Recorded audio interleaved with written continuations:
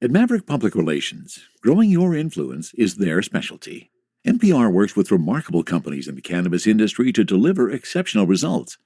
Experience big agency expertise and outstanding client service delivered by seasoned and knowledgeable experts. Connect with Maverick PR today and move your company to the next level. Visit them today at www.themaverickpr.com. From a studio high above the clouds of the Okanagan Valley, this is the Cannabis Podcast. Exploring the world of Canadian cannabis culture, one toke at a time. Now, here's your host and bud tender, Gary Johnston. And welcome back to the Cannabis Podcast, episode number 56. If this is your first time joining us, well, an especially warm welcome. I hope you enjoy the information we're going to present to you over the next 30 minutes or so, all about cannabis. Surprisingly enough, with a title like that. Believe it or not, the day this episode is released marks exactly 2 years since cannabis was legalized in Canada. It happened October 17th, 2018. And that was when the world started watching our little experiment. And it was shortly after that I started the Cannabis Podcast in recognition of the fact that cannabis was now legalized. We're going to look at a few of the milestones that have happened over the last 2 years. I will talk about this year's grow a little bit, which nobody stole. I got through a year and nobody stole the cannabis, which is good. And we're going to stop on Cultivar Corner and dip our terp pen into some Bert live resin caviar from Premium 5. We're living the high life today. A second birthday cannabis celebration is happening right here on episode 56 of the Cannabis Podcast. Hard to believe, it has actually been 2 years since legalization occurred. This date, October 17th, the day this podcast was released, this episode, of 2018. And here we are, 2 years later. Shortly after that I started the Cannabis Podcast, and listenership on that has grown. The whole industry has grown, as we have seen. One of the areas that I have been involved with, if you've been a frequent listener of the podcast, is you know that I've been involved with cannabis retail from a couple of perspectives, still continuing to work at a spirit leaf store. And, of course, we need a point of sale system. So the POS that has been used by a lot of companies across North America is called COVA. COVA is the company name. Good point of sale system. And I'm especially happy with them now because they provided a bit of content for this week's podcast. They put out an infographic covering the two-year timeline of Canadian cannabis milestones. This is an article that they posted on their site. Of course, as usual, I will have a link to this back at cannabispodcast.com. And this was an article that was written by Faai Stuer, and I hope I'm pronouncing the name right. It published on October 14th, just a couple of days ago. So as we know, October 17th is the anniversary of a unique day in Canada. Marks exactly 2 years since the Cannabis Act came into effect and ushered in a new unprecedented era, legitimizing cannabis retail on a national scale. Well, since the Cannabis Act came into effect in 2018, Canada's cannabis industry has seen its fair share of triumph and some turbulence. But undoubtedly, the industry has seen an upward trajectory of growth highlighted by some important milestones that prove the resilience of the industry at large. Since then, cannabis stores have endured extraordinary circumstances and challenges, from massive supply shortages, which of course happened early on, arduous lottery processes, mostly in Ontario, and controversial licensing procedures, and of course, the untimely shock of the COVID-19 pandemic. The unusual factor there for us is, of course, that our store actually opened soon after COVID-19 had begun. Cannabis professionals have had to maintain an even keel and have collectively driven the industry to be extremely important and essential in these times. They provided an infographic that covers some of the key milestones, and I'll touch on what some of those milestones are. October 2018. Well, it was after the 2017 Task Force on Cannabis Legalization and Regulation that Bill C-45 was introduced, with the goals of keeping cannabis out of the hands of youth and the profits out of the hands of criminals and organized crime. In June 2018, Bill C-45 was finally passed in the Senate, and that set the framework for adults to purchase, consume, and possess cannabis legally. It was originally, of course, supposed to start on July 1st of that year. We, in fact, had our plants in the ground because it was supposed to be legal on July 1st, but it didn't happen until October 17th. That was the day the Cannabis Act took effect. And on that day, over 100 stores opened nationwide, with exclusively government-run stores in most of the maritime provinces in Quebec, and private retailers in Alberta, Saskatchewan, and Manitoba. Shortly after cannabis was legalized in October, Canada's licensed retailers endured a supply shortage, resulting in a slow burn for most provinces. BC opened only one physical government-run store in geographically center of Kelowna, but far from the province's biggest cities. I'm actually going to point out an error in this story. BC's first and only physical government-run store was actually in Kamloops. It was not in Kelowna. Trust me, because I covered that here on the Cannabis podcast. So that was Kamloops that had the first government store from BC. Interesting. I wasn't expecting to find an error in the article. April 2019, Ontario opened its first stores, limited to 25 select lottery winners. Of course, on legalization in Ontario, you can only buy online. And as April swung around, the product shortages continued to set back and delay the mass opening of retail stores, which meant only a maximum of 25 stores across Ontario could open their doors on April 1st. For retailers who wanted to get their piece of the first 25, the Alcohol and Gaming Commission of Ontario implemented the now infamous lottery system to determine exactly who is eligible. July 2019, cannabis sales passed $100 million and 300-plus stores now operating. In January 2020, Ontario ended their licensed lottery and opened Canada's biggest market. And of course, in March of 2020, the COVID-19 pandemic put the resiliency of the industry to a test. And at that point, Alberta, probably the province with the most stores. July 2020, Canada reached 1,000 stores, and the monthly sales now exceed $200 million. That's not bad in the first 2 years. Those are some of the highlights that have happened over the last couple of years. What were yours?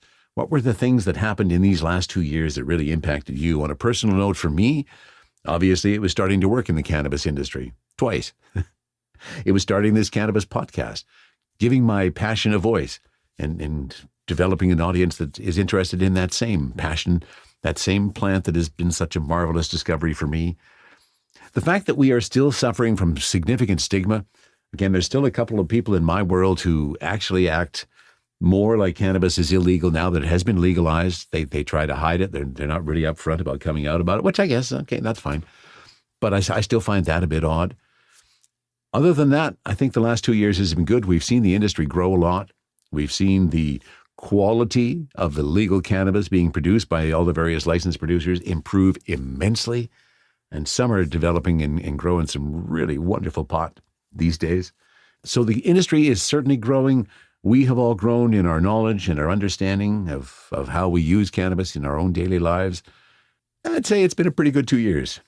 Let's hope that in the next 2 years, we see some further improvement in the product, some further lowering of the price, and some further access to this wonderful plant. Because despite the fact that we now have a number of retail stores, I think now we're going to deal with the saturation. Alberta's certainly dealing with that now, finding out that the plethora of stores that they have may be too many for the environment. Some are starting to suffer. This is something we've talked about here in the Kelowna area already. The city has already licensed 20 stores. I think we now have about 10 that are open. There's like 2 or 3 that I have to run out and check out because I haven't yet. And I kind of made a promise to myself that as each store opened, I would take a peek at it to get a sense of what our environment is. So I'll try and get busy in the next couple of weeks and do that before the next episode. So I think all in all, it has been a pretty exciting 2 years, and I hope that the next 2 years are even more exciting than these have been. THC, CBD, terpene profiles, what's in me? Oh, please explain to me. Cultivar Corner, Cultivar Corner, oh yeah. Cultivar Corner, please explain this stuff to me. All right, and the explanations shall begin now. A little different on Cultivar Corner. We're trying some different things. We're trying some different product, getting a sense of all the different things that are out there in our 2+ years of legalization world. Something to celebrate. So today on Cultivar Corner, kind of actually doing a double shot. Not a double shot of some product, but a double shot of how we're sampling that product. Because I am today doing the Bert Live Resin Caviar, which is a combination of some terp sauce and some THCA diamonds from Premium 5. And how we're going to be consuming that? We're going to be doing that through the Boundless Terp Pen. I mean, anybody who has done anything concentrate related in the past knows there's a number of different ways to do it. The best and the biggest is to get yourself a really fancy dab rig. some beautiful glass with a nice banger and a nice nail on there. Heat her up with your torch, your butane torch. Check your temperature to make sure it's the right temperature for the particular concentrate you're running. Drop it in your banger and puff away. That's a lot of rigmarole. That's a lot of process. And I kind of wanted to sample this without going through that much process. So, kind of handy that one of the things that we sell in our store, as many others do, is a terp pen. Really something that allows you to do concentrates without having to go through the process of setting up all that rig, all the torching and all the other stuff. I mean, I have been one that has been involved with a lot of ritual with cannabis over the years. As I get out my grinder, and I used to use the volcano, of course, and stuff that full of dried cannabis. So there is a bit of ritual involved in it, and I get that. But to do dabs, that's a heck of a lot more ritual. So we are going to try out the Boundless Technology Terp Pen. As they say, live life elevated. It is inhale activated, easy to clean, has a replaceable ceramic coil, and it's made of medical grade stainless steel. So that's the tool we're going to be using. Now let's talk about what the tool is going to be used on. Oh, I don't know if you've had a chance to smell any of the live resin concentrates yet. If you have, then you can experience the sweet, beautiful aroma that's coming out of this. Oh, and it is so nice. I mean, this concentrate is it's so terpene rich, really has a sweet, sweet smell, a little bit of a strong, skunky citrus flavor as well. And aromas containing hints of sweet berry. Oh, it's like you're smelling the whole plant. And of course, as we understand the live process, they are taking a flash frozen plant and processing it at that point. So it's starting out frozen. That's what the live refers to anytime you're seeing live in any of your concentrates. So I'll tell you what, why don't we give this a try? I've got the terp pen already. I have let me get my dab tool out.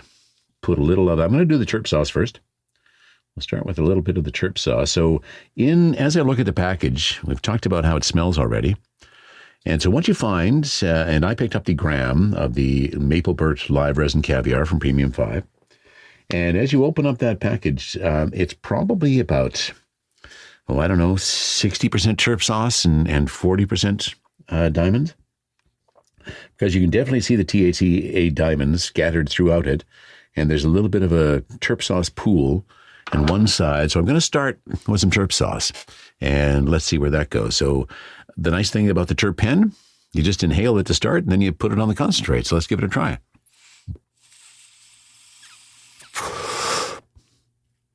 Oh, that is such a sweet taste.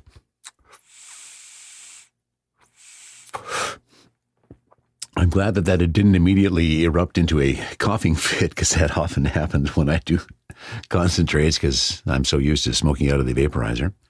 So that was one hit. Let's go for number two.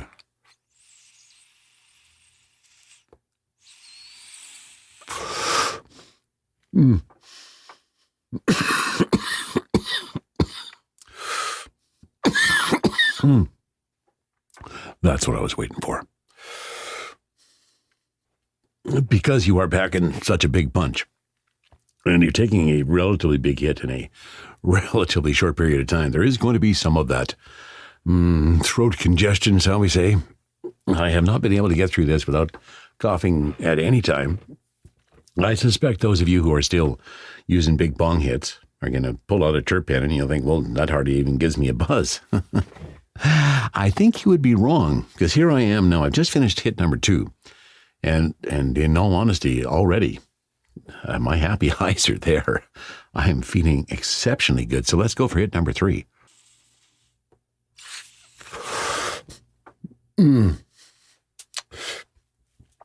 Oh, and when you get the richness of the terpenes and it comes through in the flavor, comes through in the hit. Whoa. I haven't had a big hit for like this for a while. So that's 3. What the heck? I'm going to finish up everything that I've got on my little dabber here.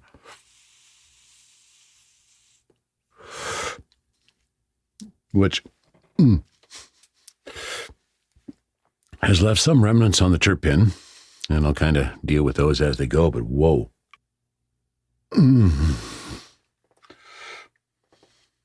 Wow. Oh, that last hit. That last hit just went directly to my happy eyes. And I have to be honest, I am really stoned. I love that. I haven't had a big hit and a big high like this for a while. And that, of course, is the beauty of concentrates, right? What's the danger of concentrates? The danger of concentrates is that I do this on a continual basis throughout the course of the day, and I only hit the concentrates. You run a serious risk of raising your THC tolerance up to that 75% level. And let's cover off what the basis of this one is. So in my Maple Bert Live Resin Caviar from Premium 5, one of the things still difficult to attain, and which I find bizarre, because this is terp sauce with diamonds, it should be pretty easy to figure out what terps are in it. But I tried and tried and tried. I could find no link that listed the exact terpenes that are in the Maple Bert Live Resin Caviar. But I can give you a sense of what they, and now apparently the terpenes in this is about 3 to 4% terpenes. So they're enough so that we should really be able to taste them. What's the THC in this guy? It is sitting at 75.0%. That's a fairly significant THC hit. So again, where I was going is if one continues to do the concentrates and does only the concentrates, you do run a risk of driving your THC tolerance up to that level and not being able to sustain it with any flower. I have a buddy. We used to get together on a daily basis. He used to pop over pretty well every day. And we would have smoke a joint after work, get together and reminisce and all those kind of things. And about 2 years ago, he started doing shatter. And now he's pretty well stuck to shatter. He's done that so long and has driven his THC tolerance up so high. Of course, he could go through a tolerance break that would kind of reset things, but he hasn't. And so now that's the only thing he can do. But if you are looking for that big high and you're not quite getting it out of your flower anymore, maybe it's not getting you that really, really stoned concept that you're looking for, I can say with some authority that going down the concentrate route can certainly get you there.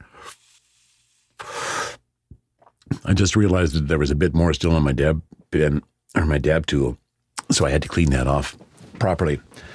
I haven't been this high for a while. Very pleasant, very fast, very lovely taste. Not a lot of aroma, of course, because I'm using the terp pen, so the vaporizing of that is going away pretty fast. I'm not smelling a lot in my environment here. Oh, if you're looking for a big hit, this is probably a way that you should try, whether you do it with a terp pen or whether you do it with a dab rig or whatever the case is. I am pretty impressed with Premium 5 Maple Bert Live Resin Caviar, a combination of terp sauce and THCA diamonds.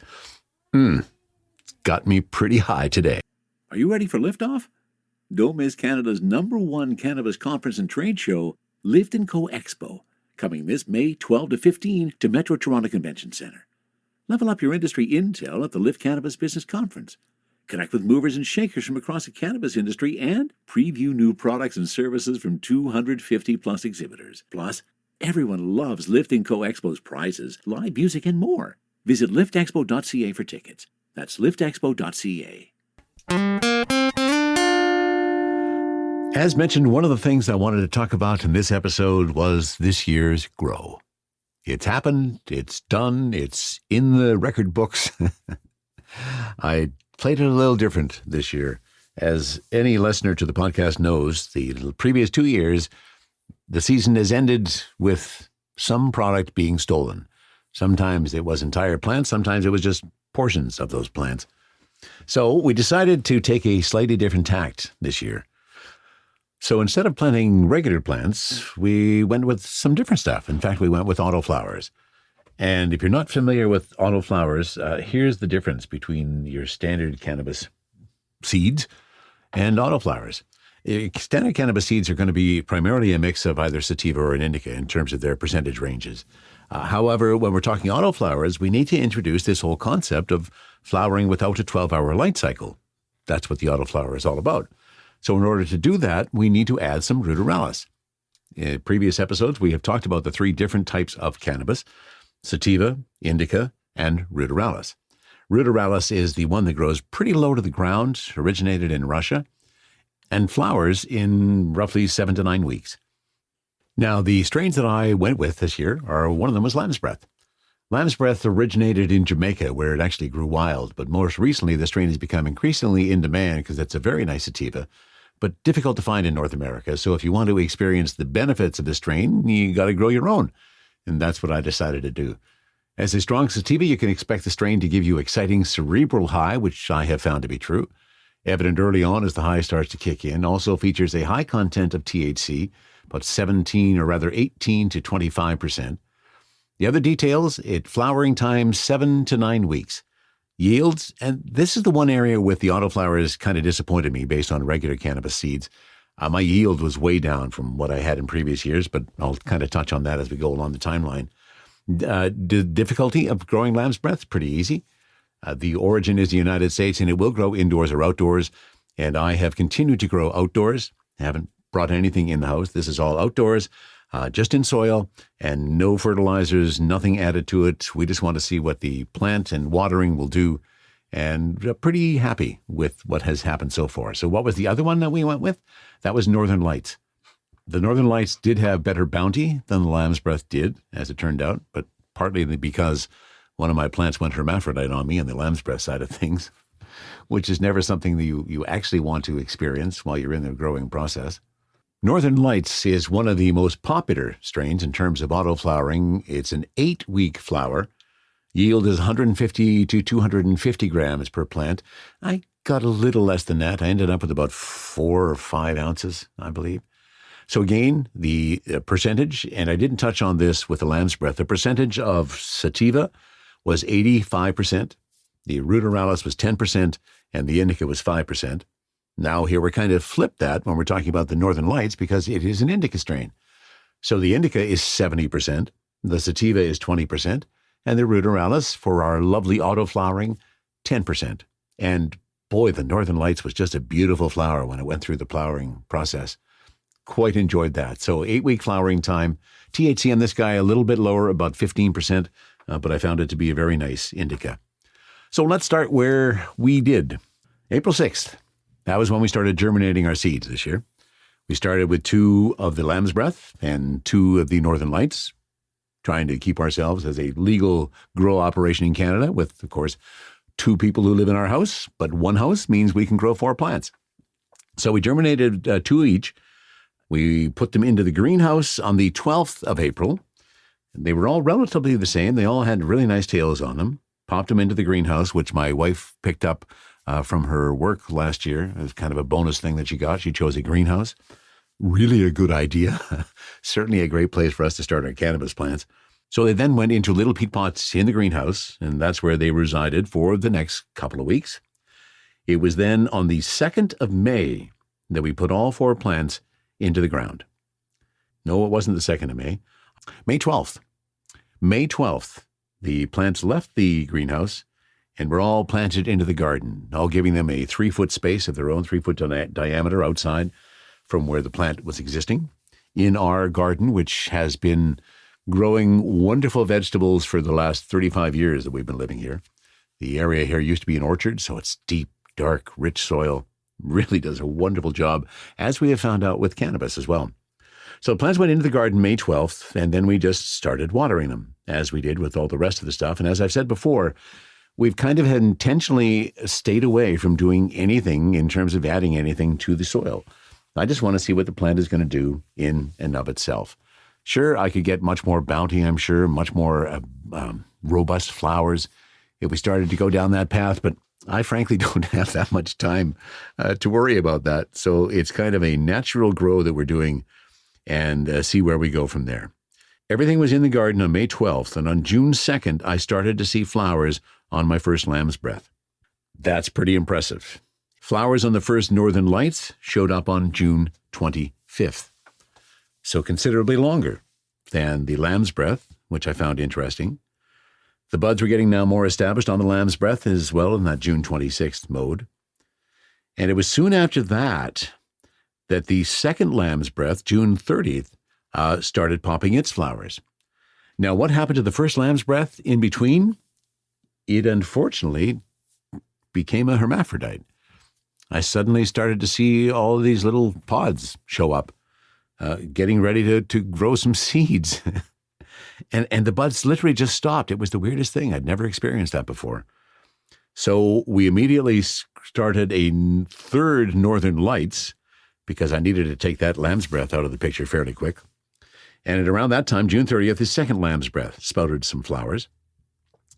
And from that point on, we're now just kind of waiting and watching these flowers develop. And it was really quite exciting to see, especially the Northern Lights. The lamb's breath, the second time around, it did grow pretty well and got a lot of girth to it. And I have to say the lamb's breath had an amazing aroma. Almost right from the beginning, that plant really smelled skunky, really dank. But once that first one, I had to take that out. The second one did have the same smell. And that's why my harvest for my lamb's breath, I only ended up with about 3 ounces at the end of the cycle. So when we started drying the first Northern Lights, that was on July 27th.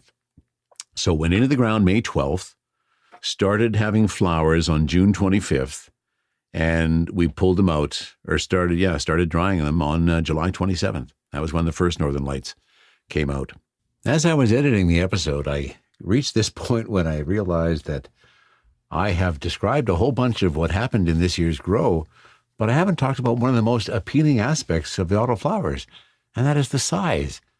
When we grew the sativas and the indicas in previous years with the regular cannabis seeds, the sativas got up to, I've talked about it before, up to 13, 14 feet high, and were easily visible from the parking lot that faces into the back of our yard. So hiding them became very, very difficult. Of course, we are allowed for, but in BC, they're not supposed to be visible from a public space. So how big do the autoflowers get? About 5 feet. They didn't get taller than me, and I'm about 6 feet or maybe a little shorter. So that was one of the appealing factors, especially from my wife's perspective, who got a little freaked out when the sativas creeped over the top of the shed and were easily visible. Nobody could see any of the plants during any of the process, even when they were in full flower.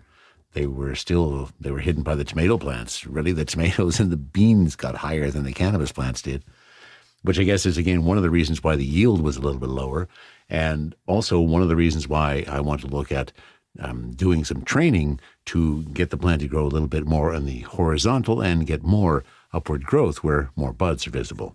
So that's just an update that I felt I had to add.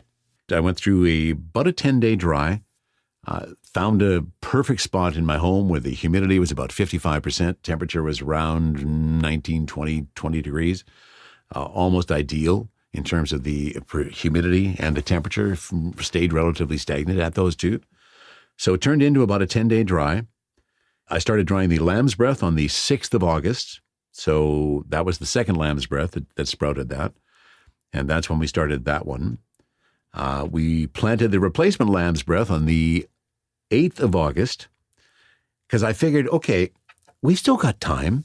I foolishly thought that I might have time to do 2 entire grows over the course of the year. Turned out that was not the case. And then the second Northern Lights, we pulled that one out, again, watching the beautiful buds developing on that. Really, really, they're the biggest buds I've ever grown up to this point. We started drying the second Northern Lights on August 10th. And as that is growing, the second crop of, and that's when we then planted the second crop of Northern Lights, which is not doing very well, I have to say. There is not time in the Okanagan Valley to do 2 entire outdoor grows, even for autoflowers. That was a foolish attempt, and it didn't work very well at all. So then once all of the plants got into the drying cycle, which again happened in about the middle of August, was when we got everything starting to cure. Did the whole glass jar cure thing. Did that pretty religiously. I tried to make sure that I was doing that very effectively and consistently. So multiple times during the day, I would open up the jar for just a couple of minutes, rotate the jar to give those buds a little bit of a different perspective, seal them back up, put them back into their dark space. And as the weeks went by, I was really pleased with how they started to nug up. And at about 5 or 6 weeks into the drying or into the curing cycle, Of course, you take out a sample to see how it is, and I was pretty impressed. I was pretty impressed both with the lamb's breath, in that it is a really nice sativa. It gives me that nice euphoric high. I use it a lot when I'm editing the podcast, for example. And then the Northern Lights, beautiful bud. I have not grown such beautiful bud as I did this year with the Northern Lights. Took samples of it to the folks I work with, gave everybody a bud, and everybody was very pleased with how it looked.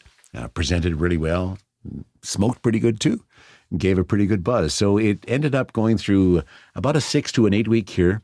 And once I was in that stage, then kind of just cycled them into different jars, added a Bovita pack to keep them kind of stationary. And now 2 of those have been off into the storage area, shall we say. And the one that I use on a daily basis is at my feet in a dark place, ready to use whenever I can. I was pleased with the product in terms of how it looked, how it smokes, how it tastes, the effect it has. What I wasn't as happy with in the autoflowers was how much I got. Because out of 3 Northern Lights plants that I ended up growing, I ended up with about 5 ounces. And with the lamb's breath, which again, I really ended up with 1, although I do have the second lamb's breath. I just pulled it out of the garden 2 days ago. So again, I will avoid having things stolen, but it's really tiny and the buds are really tiny. So from that first lamb's breath plant, I got about 3 ounces, 2.5, I guess, more accurately, once it was finished the cure process. Really a nice taste though, really a nice aroma. I really love how that one smells. Same thing with the Northern Lights. The Northern Lights, has a really fruity aroma. I'm really pleased with that one. So that's kind of what happened with the grow this year. Again, because it was using the autoflowers and I didn't have to wait until late October for my harvest to finish and all my buds to be done, there's nothing in the garden for anybody to steal. I'm still tempted to put up a sign somewhere in the back corner of the garden where we used to have the cannabis plants and where they always got stolen from, to put up a sign and say, sorry, sucker, there's no plants for you this year. But the pleasant part is we didn't get ripped off this year. We had a great grow. I'm happy with the plants. I'm probably going to switch them up a little bit, try some different strains next year, but I am going to try autoflowers one more time and see if we can up the bounty by perhaps paying a little bit more attention and training the plants a little bit. I didn't do any training with these plants either. I just kind of let them grow. Next year, I think I will do a bit more training, see if I can get a bit more bounty out of this autoflower method. But I was pleased with the whole process, pleased with the outcome, pleased with the seeds, pleased with the product. And I am definitely going to continue to grow my 4 cannabis plants every single year. And before we leave this celebration of Canada's 2 years of legalization of cannabis, let me touch on a couple of shout-outs to a couple of people I wanted to mention. Jeff in Ontario. Jeff, we've talked about him before. Hey, Jeff. Jeff has been fairly proficient in the communication back and forth. He has been diving into growing his own, and I mean diving in. This year's cultivar is for Jeff: Tom Ford, Colombian Gold, Purple Pug, and Wedding Cake. Love to see the enthusiasm, so keep it up, Jeff. And who knows, we may even have you as a guest on the Cannabis podcast one day to talk about all the growing that you've been doing. Speaking of guests that have been on the show, Chris we have spoken to in the past. Chris wants to have another chat, so we're going to try and set that up soon to see how Chris has been doing with his new grow. Wants to talk about how he feels cannabis helps with some mental health issues, and I think that's a fabulous topic. Of course, if you have ever anything that you want to talk about, send a note to info@cannabispodcast.com. Love to hear from you. Love to hear your suggestions of people we should interview as well. And also remember, if you want to find any of the links to anything that has been talked about today, you will find those at cannabispodcast.com. Feel free to click in the subscribe button, put in your email address, send you a note every time a new episode is coming out. I don't do any more than that. It's not a whole bunch of spam. Just once a week or once every couple of weeks is what you get. But it gives me an idea of who is listening, and I appreciate that. So happy second birthday to ourselves. We have now had legalization in Canada of cannabis for 2 years. It's better than it was before. So join me in a toke to our second birthday. And that wraps it up for episode 56 of the Cannabis Podcast. From the cannabis-infused studio, high above the Okanagan Valley, this was the Cannabis Podcast.